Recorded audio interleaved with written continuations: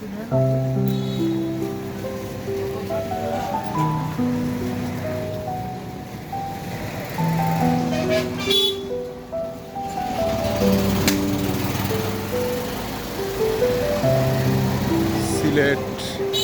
শাহপরান রহমতুল্লাহ মাজারের গেট প্রাঙ্গণের আগে পাহাড়ের উপরে তার মাজারটি।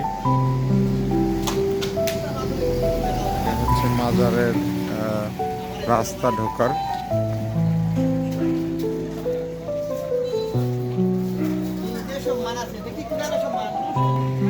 এ হচ্ছে মাজারের গেট, গেট সংলগ্ন জুতা রাখার জায়গা।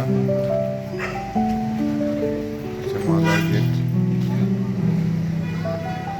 একটা বট গাছ অনেক পুরনো।